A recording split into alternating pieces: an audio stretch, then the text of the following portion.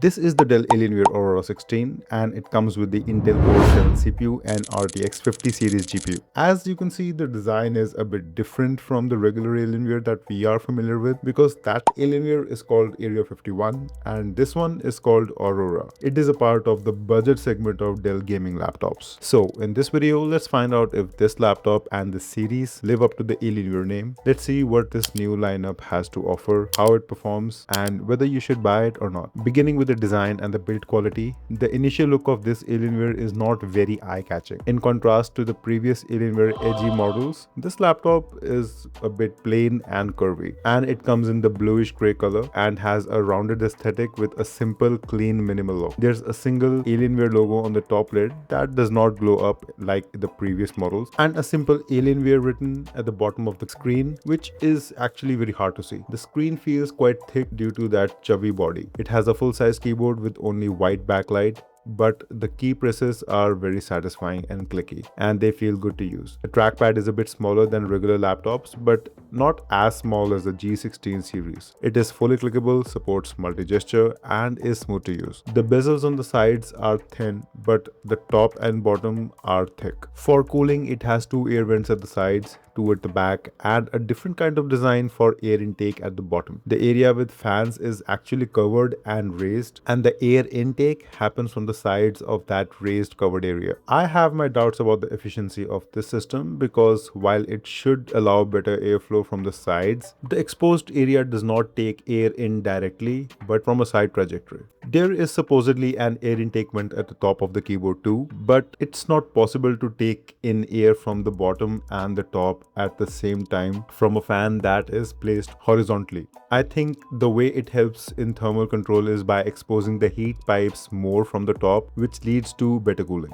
The top lid is metal and the whole laptop weighs around 2.57 kgs. It has one of the best build qualities among all the gaming laptops that I have reviewed, with no top lid flex, no keyboard flex, and no screen wobble. The screen can easily be opened with one hand and it goes back full 180 degrees for sharing. And also the palm rest area has no flex. On the top function row, it has a variety of functions. The F1, F2 and F3 act as macro keys M1, M2 and M3, which can be customized in Alien Command Center software. There's a dedicated button at F6 that can directly change the performance modes, a button at F7 that stops the fan immediately to reduce noise, a power button that lies on the top right, and it has a different kind of click which is a bit hard to press, making it impossible to press accidentally. It has a good screen with a 16-inch WQXGA panel with a native resolution of 2560 by 1600 and an aspect ratio of 16 by 10, which gives you a better screen real estate. It covers 100% sRGB color gamut, making it suitable for creative tasks with that 1000 by 1 contrast ratio, making the whites appear more white and the blacks appear more black.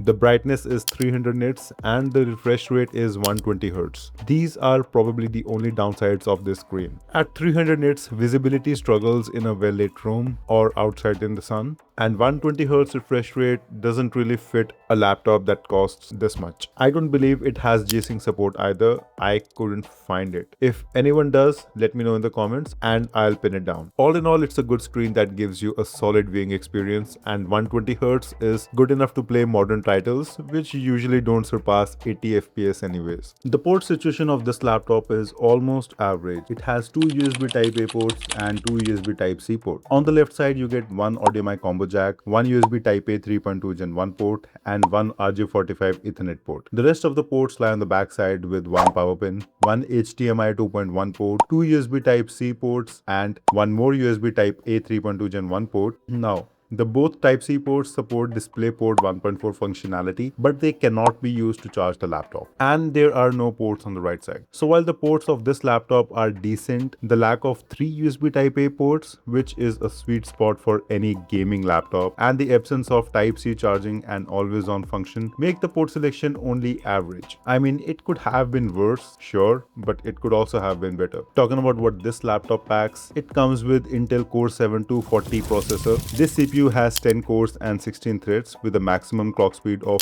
5.2 GHz and a 24 MB of L3 cache. On the graphics side, it packs RTX 5050 with 8 GB of GDDR7 VRAM and a maximum TDP of 80 watts. For memory, it has 16 GB of DDR5 RAM clocked at 5600 MHz running in dual channel. That means it has two slots and both of them can be upgraded to a total of 32 GB. Storage wise, it comes with a 1 TB of Gen 4 NVMe SSD. I put this hardware to a stress test to see the performance capability of this laptop and it coped pretty well. Cinebench R23 gave 16521 in multi-core and 1795 in single-core, and Geekbench 6 gave 13189 in multi-core and 2344 in single-core. 3D Mark TimeSpy gave 9870 overall, 9424 in GPU and 13491 CPU scores. Also, I did some heavy game tests on this laptop under the following test conditions, and here are the results. Games like Call of Duty Warzone and Valorant gave 85 and 340 FPS respectively, which is to be expected since these games are really forgiving. But other titles did not perform that well, especially considering this is an Alienware laptop. Heavy games like Black Myth Wukong, Horizon Forbidden West, Cyberpunk struggled to reach that 60 FPS mark. Games like GTA 5, RDR2, God of War, Hogwarts Legacy, and Spider-Man 2 were just barely able to hit the 60 FPS marks with a few dips here and there. So overall, the performance of this laptop was underwhelming for me. But we should keep in mind that all these games were tested at the highest resolution with a high preset. You can definitely get more than 60 FPS in all these games if you turn down the settings to medium or drop the resolution to 1080p. Temperatures were generally okay, but in some games, the CPU did rise to 95 degrees Celsius, with many games reaching 88 degree mark. While some titles managed to keep temperatures below 80 degrees, in the long run, the temperatures average settled at around 85 degrees Celsius. This might be due to its unique yet less effective air intake vent design. I'm no engineer, but I do feel that this much power requires more air ventilation.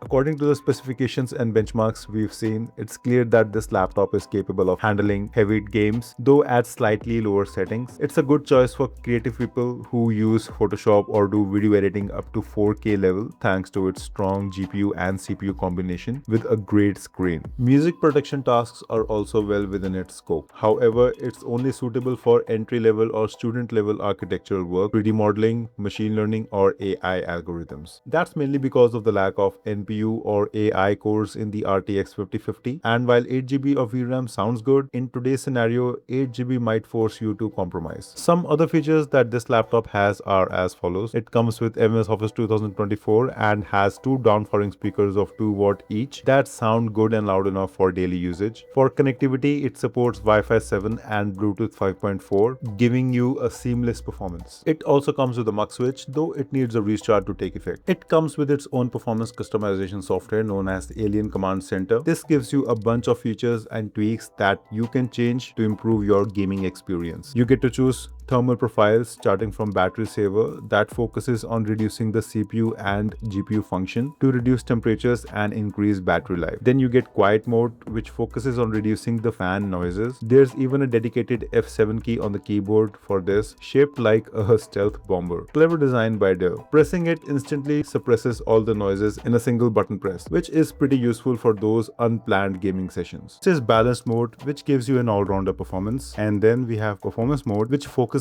on raw power. You can also get custom mode where you can manually change the fan speeds. The software also lets you control the keyboard shortcuts and macro keys. You can assign macros to the M1, M2 and M3 keys, or even reassign a key to another one, which is very helpful if a key stops working. Then we have some more features into this menu like overclocking and mux switch and a background overlay feature, which displays the system vitals and FPS over your game. At the time of making this video, this laptop was priced at around 1,46,000 at online channels, but you can get this laptop at a much better deal, especially if you live in Ludhiana. Just give a call on this number mentioned and mention my channel's name and you might just get a special deal on this one. And honestly, this price is not really justified for the specifications and the underwhelming performance it delivers. I reckon this kind of of performance can be expected from an i5 13th Gen CPU. So here's a list of some widely available laptops that are a better deal than this one. First is the Acer Nitro V15 with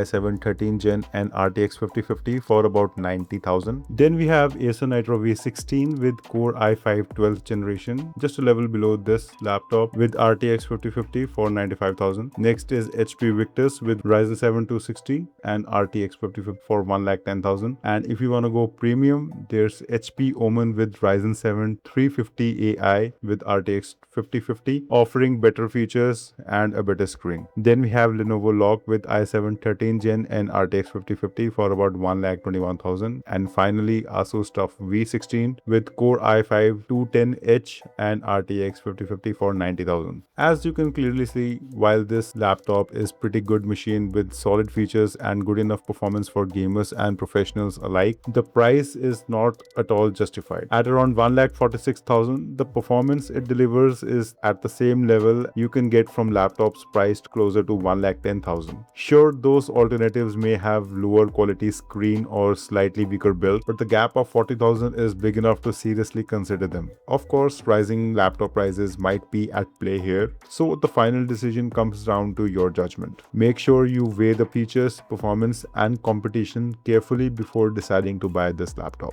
And as always, if you like this review, please consider subscribing to my channel for more videos like this. Hit that like button so that more people can find my video. And if you liked or disliked something in my video, do mention that in the comment sections. See you in the next one.